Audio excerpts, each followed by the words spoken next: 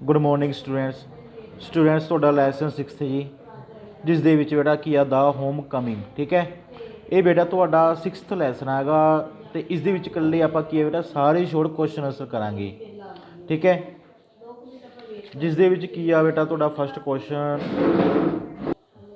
ਹਾਂਜੀ ਜਿਸ ਦੇ ਵਿੱਚ ਕੀ ਆ ਤੁਹਾਡਾ ਬੇਟਾ ਦੇਖੋ ਫਸਟ ਕੁਐਸਚਨ ਕੀ ਆ ਹੂ ਵਾਸ ਫਟਿਕ। ਠੀਕ ਹੈ, ਤੇ ਕਹਿੰਦਾ ਕੌਣ ਸੀ ਫਟਿਕ। ਦੇਖੋ ਜੀ ਫਟਿਕ ਵਾਸ ਆ 14 year old boy, he was the ring leader among the ਬॉयਜ਼ of his village, his fatal my advice thought of new ਮਿਸਚੀਫ। ਠੀਕ ਹੈ ਨਾ, ਕਹਿੰਦਾ ਫਟਿਕ ਇੱਕ 14 ਸਾਲ ਦਾ ਲੜਕਾ ਸੀ, ਉਹ ਆਪਣੇ ਪਿੰਡ ਦੇ ਲੜਕਿਆਂ ਦਾ ਮੁਖੀ ਸੀ। ਉਸ ਦਾ ਉਪਜਾਊ ਦਿਮਾਗ ਹਮੇਸ਼ਾ ਨਵੀਆਂ ਕੀ ਸੀ ਸ਼ਰਾਰਤਾਂ ਸੋਚਦਾ ਰਹਿੰਦਾ ਸੀ।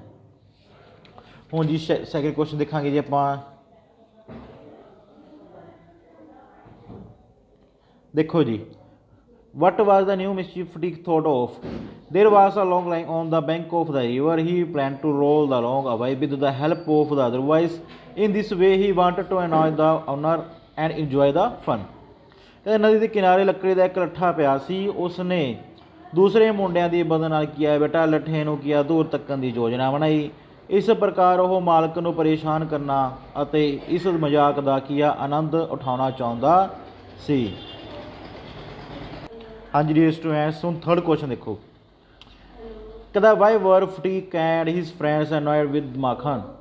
देखो जी आंसर की है ਉਹਦਾ, कहता Phatik and the other boys wanted to roll the log away but Makhan came and sat down on the log. This annoyed Phatik and his friends। कहता फटीक ਅਤੇ ਦੂਜੇ ਲੜਕੇ ਲੱਠੇ ਨੂੰ ਕੀ ਦੂਰ ਤੱਕਣਾ ਚਾਹੁੰਦੇ ਸਨ, ਪਰੰਤੂ ਮਾਖਣ ਆਇਆ ਅਤੇ ਲੱਠੇ ਉੱਤੇ ਬੈਠ ਗਿਆ। ਇਸ ਕਰਕੇ ਫਟਿਕ ਅਤੇ ਉਸਦੇ ਮਿੱਤਰ ਕੀਆ ਨਾਰਾਜ਼ ਹੋ ਗਏ। ਦੇਖੋ ਜੀ ਫੋਰਥ ਕੁਐਸਚਨ ਤੁਹਾਡਾ, what was Phatik's new manoeuvre. Phatik asked his followers to the log with Makhan sitting over it. This he thought would give them added amusement. ਕਹਿੰਦਾ ਫਟਿਕ ਨੇ ਆਪਣੇ ਸਾਥੀਆਂ ਨੂੰ ਕਿਹਾ ਕਿ ਉਹ ਲੱਠੇ ਨੂੰ ਉਸਦੇ ਉੱਤੇ ਬੈਠਣਾ ਮਾਖਣ ਸਮੇਤ ਹੀ ਰੇੜ ਦੇਣ। ਉਸਨੇ ਸੋਚਿਆ ਕਿ ਇਸ ਨਾਲ ਉਹਨਾਂ ਨੂੰ ਹੋਰ ਵੀ ਜ਼ਿਆਦਾ ਕੀਆ ਮਜ਼ਾ ਆਵੇਗਾ। ਨੈਕਸਟ ਕੁਐਸਚਨ ਜੀ, why did Phatik beat Makhan even the presence of his mother. Makhan lied to his mother that Phatik had beaten him. Phatik could not bear this therefore he beat Makhan. Makhan ਨੇ ਕਹਿੰਦਾ ਆਪਣੀ ਮਾਂ ਨੂੰ ਝੂਠ ਬੋਲ ਦਿੱਤਾ ਕਿ ਫਟਿਕ ਨੇ ਉਸ ਨੂੰ ਕੁੱਟਿਆ ਹੈ।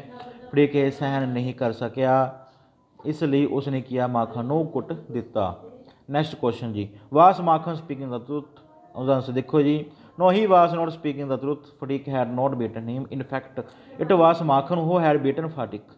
ਨਹੀਂ ਕਹਿੰਦਾ ਉਹ ਸੱਚ ਨਹੀਂ ਬੋਲ ਰਿਹਾ ਸੀ, ਫਟਿਕ ਨੇ ਉਸ ਨੂੰ ਕੁੱਟਿਆ ਨਹੀਂ ਸੀ। ਅਸਲ ਵਿੱਚ ਇਹ ਮਾਖਣ ਸੀ ਜਿਸ ਨੇ ਫਟਿਕ ਨੂੰ ਕੀ ਸੀ ਕੁੱਟਿਆ ਸੀ। ਨੈਕਸਟ ਕੁਐਸਚਨ ਜੀ, why did Fatigue mother want to send him away to her brother's house।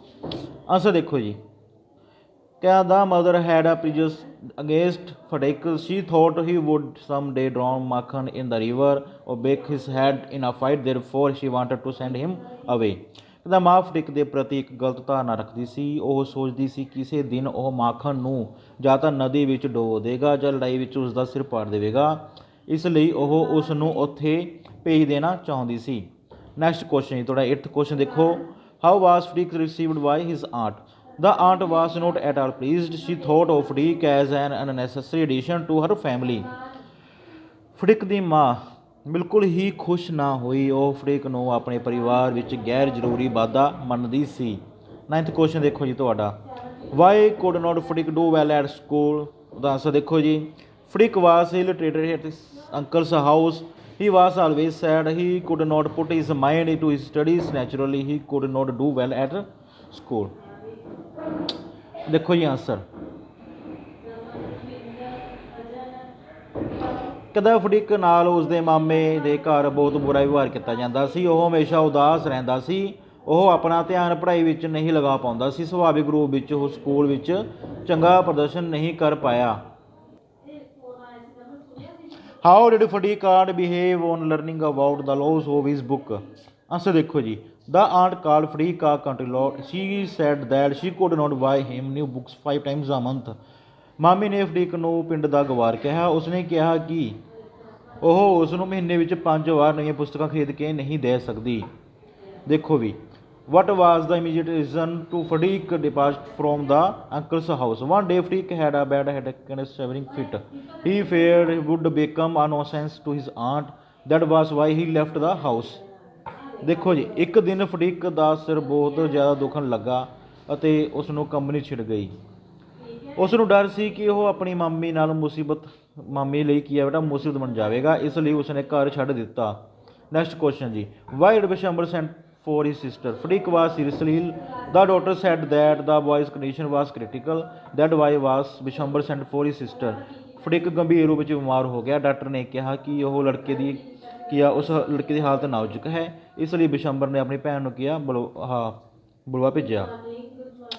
Last question ਦੇਖੋ ਤੁਹਾਡਾ ਜੀ ਸ਼ੋਰਟ ਦੇ ਵਿੱਚ, what was Phatik's last words? Phatik last words were mothers the holidays have come. Phatik ਦੇ ਆਖਰੀ ਸ਼ਬਦ ਕੀ ਸੀ? ਮਾਂ ਛੁੱਟੀਆਂ ਆ ਗਈਆਂ ਹਨ। ਦੇਖੋ ਜੀ ਲੋ ਕੁਐਸਚਨ ਅੱਗੇ ਫਸਟ ਤੁਹਾਡਾ ਕੀ ਆਏਗਾ, how does Phatik feel when he is at Kolkata? Phatik at Kolkata, Phatik feels like a fish out of water. His aunt illiterates him, his cousin mock at him.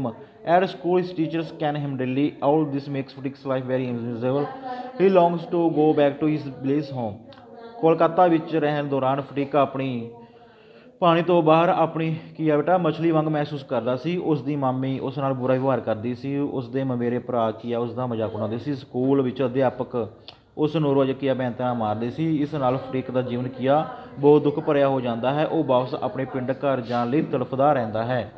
ਦੇਖੋ ਜੀ second question, why does Bishambar want to take Phatik's into Kolkata? The mother is prejudiced against Fadiq. She thinks of him as big nonsense. She calls him lazy, wild and disobedient. Bishamber wants to help his widowed sister, so he offered to take Fadiq with him to Kolkata. He says he will educate him there with his own children. ਦੇਖੋ ਇਹਦਾ answer sorry ਦੀ ਪੰਜਾਬੀ ਦੇਖਦੇ ਬੇਟਾ। ਹੁਣ ਮਾਂ ਦੀ ਫਡਿਕ ਦੇ ਪ੍ਰਤੀ ਇੱਕ ਗਲਤ ਧਾਰਨਾ ਬਣ ਗਈ ਸੀ ਕਿ ਬੇਟਾ ਉਹ ਉਸ ਨੂੰ ਇੱਕ ਵੱਡੀ ਸਿਰਦਰਦੀ ਮੰਨਦੀ ਸੀ। ਅੱਗੇ ਦੇਖੋ ਜੀ, ਉਹ ਉਸ ਨੂੰ ਨਿਕੰਮਾ, ਅਸਭਿਆ ਅਤੇ ਗੁਸਤਾਖ ਕਹਿੰਦੀ ਸੀ। ਬਿਸ਼ੰਬਰ ਆਪਣੀ ਵਿਧਵਾ ਭੈਣ ਦੀ ਮਦਦ ਕਰਨੀ ਚਾਹੁੰਦਾ ਸੀ, ਇਸ ਲਈ ਉਹ ਫਡਿਕ ਨੂੰ ਆਪਣੇ ਨਾਲ ਕਿਹਾ ਕੋਲਕਾਤਾ ਲੈ ਜਾਣ ਦੀ ਪੇਸ਼ਕਸ਼ ਕਰਦਾ ਹੈ। ਉਹ ਕਹਿੰਦਾ ਹੈ ਕਿ ਉਹ ਉੱਥੇ ਉਸ ਨੂੰ ਆਪਣੇ ਬੱਚਿਆਂ ਨਾਲ ਸਿੱਖਿਆ ਦਿਵਾਏਗਾ। ਅੱਗੇ ਦੇਖੋ ਜੀ, what is responsible for Phatik's death? It is a solely cruel aunt who was responsible to Fadik's death. She dislikes the boy from the very beginning. She thinks of him as an necessary addition to her family. She ill-treats him all the time. Even when the poor boy was critical ill, she calls him a nonsense. We can say that the heartless which caused the poor boy's death in the death. ਇਹ ਪੂਰੀ ਤਰ੍ਹਾਂ ਨਿਰਦਈ ਮਾਮੀ ਹੈ ਜੋ ਫਡਿਕ ਦੀ ਮੌਤ ਦਾ ਕੀ ਆ ਬੇਟਾ ਜ਼ਿੰਮੇਵਾਰ ਹੈ। ਉਹ ਸ਼ੁਰੂ ਤੋਂ ਹੀ ਮੁੰਡੇ ਨੂੰ ਨਾਪਸੰਦ ਕਰਦੀ ਹੈ। ਉਹ ਉਸ ਨੂੰ ਆਪਣੇ ਪਰਿਵਾਰ ਵਿੱਚ ਗੈਰ ਜ਼ਰੂਰੀ ਵਾਧਾ ਸਮਝਦੀ ਹੈ। ਉਹ ਉਸ ਨਾਲ ਕੀ ਆ ਬੇਟਾ ਹਰ ਸਮੇਂ ਬੁਰਾ ਵਿਵਹਾਰ ਕਰਦੀ ਹੈ। ਜਦੋਂ ਉਹ ਵਿਚਾਰਾ ਮੁੰਡਾ ਭਿਆਨਕ ਰੂਪ ਵਿੱਚ ਬਿਮਾਰ ਹੁੰਦਾ ਹੈ ਤਾਂ ਉਹ ਉਸ ਨੂੰ ਇੱਕ ਸਿਰਦਰਦੀ ਕਹਿੰਦੀ ਹੈ। ਅਸੀਂ ਕਹਿ ਸਕਦੇ ਹਾਂ ਕਿ ਨਿਰਦਈ ਚੁੜੈਲ ਆਖਿਰ ਇਸ ਵਿਚਾਰੇ ਮੁੰਡੇ ਦੀ ਮੌਤ ਦਾ ਕਾਰਨ ਬਣਦੀ ਹੈ। ਅੱਗੇ ਦੇਖੋ ਜੀ, ਰਾਈਟ ਆ character sketch of Bishamber. Bishamber is Fadik's maternal uncle. He has a lot of love for his widowed sister. He finds that Fadik is a trouble for his sister. He offers to take him in Kolkata. He says he will educate him there with his own children. Truly, Bishamber is a loving brother, but he is not imaginative. He commits blunder in taking Fadik into Kolkata. Bishambar ਫਡਿਕ ਦਾ ਮਾਮਾ ਹੈ। ਉਹ ਆਪਣੀ ਵਿਧਵਾ ਭੈਣ ਨਾਲ ਕੀ ਹੈ ਬੇਟਾ ਬਹੁਤ ਪਿਆਰ ਕਰਦਾ ਹੈ। ਉਹ ਦੇਖਦਾ ਹੈ ਕਿ ਫਡਿਕ ਉਸ ਦੀ ਭੈਣ ਲਈ ਇੱਕ ਮੁਸੀਬਤ ਹੈ। ਉਹ ਉਸ ਨੂੰ ਕੋਲਕਾਤਾ ਲੈ ਜਾਣ ਦੀ ਪੇਸ਼ਕਸ਼ ਕਰਦਾ ਹੈ। ਉਹ ਕਹਿੰਦਾ ਹੈ ਕਿ ਉਸ ਨੂੰ ਉੱਥੇ ਆਪਣੇ ਬੱਚਿਆਂ ਨਾਲ ਪੜ੍ਹਾਵੇਗਾ। ਸੱਚਮੁੱਚ ਬਿਸ਼ੰਬਰ ਇੱਕ ਪਿਆਰ ਕਰਨ ਵਾਲਾ ਭਰਾ ਹੈ, ਪਰੰਤੂ ਉਹ ਕਲਪਨਾਸ਼ੀਲ ਨਹੀਂ ਹੈ। ਉਹ ਫਡਿਕ ਨੂੰ ਕੋਲਕਾਤਾ ਲੈ ਜਾਣ ਵਿੱਚ ਉਸ ਦੀ ਕੀ ਸੀ ਸਭ ਤੋਂ ਵੱਡੀ ਗਲਤੀ ਕਰਦਾ ਹੈ। Write a character sketch of Makhan. Makhan is Phatik's younger brother. He is the darling of his mother. She calls him as good as gold. But we see that Makhan is not that good. He a spoil sport. He comes and sits on the lawn when the other boys want to roll it away. He also tells lies to his mother about Fadik.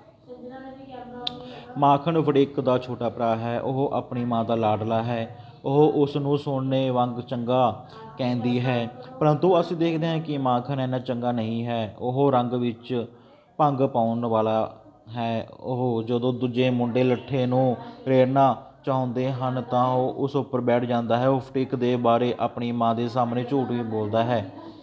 Next question ਤੁਹਾਡਾ 6th question ਦੇਖੋ। Write a character sketch of Phatik's aunt. Flick's aunt was a heartless witch. She disliked Flick from the very beginning. She thinks of him as a necessary addition to her family. She treats him all the time, even when the poor was critically ill. She calls him a nuisance. She has a womanly feeling in her heart. It is she who can be held solely responsible for Flick's death. ਫੜਿਕ ਦੀ ਮਾਮੀ ਇੱਕ ਨਿਰਦਈ ਚੁੜੈਲ ਹੈ। ਉਹ ਸ਼ੁਰੂ ਤੋਂ ਹੀ ਫੜਿਕ ਨੂੰ ਨਾਪਸੰਦ ਕਰਦੀ ਹੈ। ਉਹ ਆਪਣੇ ਪਰਿਵਾਰ ਵਿੱਚ ਗੈਰਜਰੂਰੀਵਾਦਾਂ ਮੰਨਦੀ ਹੈ। ਉਹ ਹਰ ਸਮੇਂ ਉਸ ਨਾਲ ਬੁਰਾ ਵਿਵਹਾਰ ਕਰਦੀ ਹੈ। ਜਦੋਂ ਵਿਚਾਰਾ ਮੁੰਡਾ ਭਿਆਨਕ ਰੂਪ ਨਾਲ ਬਿਮਾਰ ਹੁੰਦਾ ਹੈ, ਉਦੋਂ ਕੀ ਹੈ ਬੇਟਾ, ਉਸ ਨਾਲ ਸਿਰਦਰਦੀ ਕਹਿੰਦੀ ਹੈ। ਉਸ ਦੇ ਦਿਲ ਅੰਦਰ ਔਰਤਾਂ ਲਈ ਕੋਈ ਭਾਵਨਾ ਨਹੀਂ ਹੈ। ਇਹ ਉਹੀ ਹੈ ਜਿਸ ਨੇ ਫੜਿਕ ਦੀ ਮੌਤ ਲਈ ਪੂਰੀ ਤਰ੍ਹਾਂ ਜ਼ਿੰਮੇਵਾਰ ਠਹਿਰਾਇਆ ਜਾ ਸਕਦਾ ਹੈ। ਨੈਕਸਟ ਕੁਐਸਚਨ ਦੇਖੋ ਜੀ। 7ਵਾਂ ਕੁਐਸਚਨ ਤੁਹਾਡਾ write a character sketch of Phatik's mother. Flick's mother was a simple-hearted lady. She is a widow and 2 sons to bring up. She is prejudiced against Flick, the elder one, but it does not mean she does not love him. She agreed to send him to Kolkata with her brother, but then she feels sad to see her exhibit to go. She, after all, the mother. ਫਟਿਕ ਦੀ ਮਾਂ ਇੱਕ ਸਰਲ ਹਿਰਦੇ ਵਾਲੀ ਔਰਤ ਹੈ। ਉਹ ਇੱਕ ਵਿਧਵਾ ਹੈ ਅਤੇ ਉਸ ਕੋਲ ਪਾਲਣ ਪੋਸ਼ਣ ਕਰਨ ਲਈ 2 ਪੁੱਤਰ ਹਨ। ਉਹ ਵੱਡੇ ਪੁੱਤਰ ਫਟਿਕ ਦੇ ਪ੍ਰਤੀ ਇੱਕ ਗਲਤ ਧਾਰਨਾ ਰੱਖਦੀ ਹੈ, ਪਰੰਤੂ ਇਸ ਦਾ ਅਰਥ ਨਹੀਂ ਹੈ ਕਿ ਉਹ ਉਸ ਨਾਲ ਪਿਆਰ ਨਹੀਂ ਕਰਦੀ ਹੈ। ਉਹ ਉਸ ਨੂੰ ਆਪਣੇ ਭਰਾ ਨਾਲ ਕੋਲਕਾਤਾ ਭੇਜਣ ਲਈ ਸਹਿਮਤ ਹੋ ਜਾਂਦੀ ਹੈ, ਪਰੰਤੂ ਫਿਰ ਵੀ ਉਹ ਦੇਖ ਕੇ ਉਦਾਸ ਹੋ ਜਾਂਦੀ ਹੈ ਕਿ ਫਟਿਕ ਜਾਣ ਲਈ ਕਿੰਨਾ ਉਤਸੁਕ ਹੈ। ਆਖਰ ਉਹ ਇੱਕ ਮਾਂ ਹੀ ਤਾਂ ਹੈ। ਗਿਵਨ ਅਪ ਐਨ ਪੋੜ of Phatik. Flick was a 14-year-old boy. He is a regulator among the boys of his village. He has a fertile mind. He keeps thinking a new mischief. His mother is fed up with him. She sends him away to Kolkata with her brother. Now Flick began to feel like a fish out of water. He longs to go back his village home, but he has to wait until the holidays of his uncle's life come. ਫੜਿਕ 14 ਸਾਲ ਦਾ ਇੱਕ ਮੁੰਡਾ ਹੈ। ਉਹ ਪਿੰਡ ਦੇ ਮੁੰਡਿਆਂ ਵਿੱਚ ਇੱਕ ਮੁਖੀਆ ਹੈ। ਉਸ ਦਾ ਇੱਕ ਉਪਜਾਊ ਦਿਮਾਗ ਹੈ। ਉਹ ਨਵੀਆਂ ਸ਼ਰਾਰਤਾਂ ਸੋਚਦਾ ਰਹਿੰਦਾ ਹੈ। ਉਸ ਦੀ ਮਾਂ ਉਸ ਤੋਂ ਤੰਗ ਆਈ ਹੋਈ ਹੈ। ਉਹ ਉਸ ਨੂੰ ਆਪਣੇ ਭਰਾ ਨਾਲ ਕੋਲਕਾਤਾ ਭੇਜ ਦਿੰਦੀ ਹੈ। ਹੁਣ ਫੜਿਕ ਪਾਣੀ ਦੇ ਮਛਲੀ ਵਾਂਗ ਮਹਿਸੂਸ ਕਰਨ ਲੱਗਦਾ ਹੈ। ਉਹ ਆਪਣੇ ਪਿੰਡ ਵਾਲੇ ਘਰ ਨੂੰ ਵਾਪਸ ਚਲਾ ਜਾਣਾ ਚਾਹੁੰਦਾ ਹੈ, ਪਰੰਤੂ ਉਸ ਨੂੰ ਆਪਣੇ ਜੀਵਨ ਵਿੱਚ ਛੁੱਟੀਆਂ ਸ਼ੁਰੂ ਹੋਣ ਦਾ ਇੰਤਜ਼ਾਰ ਕਰਨਾ ਪੈਂਦਾ ਹੈ। This guy was quarrel between Flick and Makhan. Flick and his friends want to roll the log away, but Makhan comes and sits on the log, but he does not care of Flick's warning. Flick asks the boys roll the log. As they do so, Makhan falls down. Now Makhan gets up, falls upon Flick and scratches his face. Then he goes home crying. He tells his mother that Flick has beaten him. Flick can't bear this telling of lies. He runs on Makhan to show his blows. ਫੜਿਕ ਅਤੇ ਉਸਦੇ ਮਿੱਤਰ ਇੱਕ ਲੱਠੇ ਨੂੰ ਰੇੜ ਕੇ ਦੂਰ ਲੈ ਜਾਣਾ ਚਾਹੁੰਦੇ ਸਨ, ਪਰੰਤੂ ਮਾਖਣ ਆ ਕੇ ਲੱਠੇ ਉੱਪਰ ਬੈਠ ਜਾਂਦਾ ਹੈ। ਉਹ ਫੜਿਕ ਦੀ ਚੇਤਾਵਨੀ ਪਰਵਾਹ ਨਹੀਂ ਕਰਦਾ। ਫੜਿਕ ਮੁੰਡਿਆਂ ਨੂੰ ਕਹਿੰਦਾ ਹੈ ਕਿ ਉਹ ਲੱਠੇ ਨੂੰ ਰੇੜ ਦੇਣ। ਜਦੋਂ ਉਹ ਇਸ ਤਰ੍ਹਾਂ ਕਰਦੇ ਹਨ ਤਾਂ ਮਾਖਣ ਹੇਠਾਂ ਡਿੱਗ ਜਾਂਦਾ ਹੈ। ਹੁਣ ਮਾਖਣ ਉੱਠ ਖੜ੍ਹਾ ਹੁੰਦਾ ਹੈ, ਫੜਿਕ 'ਤੇ ਝਪਟਦਾ ਹੈ ਅਤੇ ਉਸਦੇ ਚਿਹਰੇ 'ਤੇ ਨੋਚ ਦਿੰਦਾ ਹੈ। ਫਿਰ ਉਹ ਰੋਂਦਾ ਹੈ, ਘਰ ਚਲਾ ਜਾਂਦਾ ਹੈ। ਆਪਣੀ ਮਾਂ ਨੂੰ ਕਹਿੰਦਾ ਹੈ ਕਿ ਫੜਿਕ ਨੇ ਉਸ ਨੂੰ ਮਾਰਿਆ ਹੈ। ਫੜਿਕ ਨੂੰ ਝੂਠ ਬੋਲਣ ਨੂੰ ਸਹਿਣ ਨਹੀਂ ਕਰ ਪਾਉਂਦਾ। ਉਹ ਮਾਖਣ 'ਤੇ ਮੁੱਕੀਆਂ ਦੀ ਮੁਸ਼ਾਹਰ ਕਰ ਦਿੰਦਾ ਹੈ। ਅਤੇ ਸਟੂਡੈਂਟਸ ਤੁਹਾਡੇ ਸ਼ੋਰਟ ਕੁਐਸਚਨ ਵੀ ਖਤਮ ਹੋਏ ਜੀ, ਲੌਂਗ ਕੁਐਸਚਨ ਵੀ ਦੇਖੋ ਖਤਮ ਹੋ ਗਏ। ਅਤੇ ਤੁਸੀਂ ਬੇਟਾ ਵੀਡੀਓ ਦੇਖਣੀ ਹੈਗੀ, ਅੱਗੇ ਸ਼ੇਅਰ ਕਰਨੀ ਹੈਗੀ, ਠੀਕ ਹੈ। ਓਕੇ ਸਟੂਡੈਂਟਸ, ਥੈਂਕ ਯੂ ਜੀ।